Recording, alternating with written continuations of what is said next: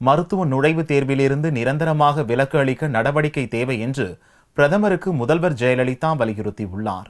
இது தொடர்பாக பிரதமர் நரேந்திர மோடிக்கு தமிழக முதல்வர் ஜெயலலிதா எழுதியுள்ள கடிதத்தில், மத்திய அரசின் அவசர சட்டத்தின் மூலம் மருத்துவ பொது நுழைவுத் தேர்வு தொடர்பாக பெரும் குழப்பத்திலும் மன அழுத்தத்திலும் இருந்த மாணவர்கள் மற்றும் பெற்றோர் நிம்மதியடைந்திருப்பதாக கூறியுள்ளார். மருத்துவ படிப்புகளுக்கான மாணவர் சேர்க்கையை கடந்த 2005ஆம் ஆண்டிலிருந்து முறைப்படுத்தி வரும் தமிழகம் பின்னர் அதற்காக 2006இல் பிரத்யேக சட்டம் இயற்றியிருப்பதை அவர் சுட்டிக்காட்டியுள்ளார். இதன் மூலம் நுழைவுத் தேர்வு இன்றி தமிழகத்தில் மருத்துவ படிப்புகளுக்கு மாணவர் சேர்க்கை நடந்து வருவதாகவும் ஜெயலலிதா தெரிவித்துள்ளார். நகர்ப்புற மாணவர்களுக்கு இணையாக கிராமப்புற மாணவர்கள் மற்றும் பின்தங்கிய பகுதிகளில் வாழும் மாணவர்கள் மருத்துவ படிப்புகளில் சேர வேண்டும் என்ற உயரிய நோக்கத்தோடு நுழைவுத் தேர்வு இன்றி தமிழகத்தில் மாணவர் சேர்க்கை நடப்பதாக முதல்வர் கூறியுள்ளார். ஆனால் மருத்துவ படிப்புகளுக்கு பொது நுழைவுத் தேர்வு அமலானால் கிராமப்புற மாணவர்களுக்கு பெரும் பின்னடைவாக அமைந்திடும் என்றும் ஜெயலலிதா தெரிவித்துள்ளார். மருத்துவ பொது நுழைவுத் தேர்வு என்பது மாநில அரசின் சமூக பொருளாதார கொள்கையில் மாநில நிர்வாக உரிமையில் தலையிடுவதாகும் என்றும்,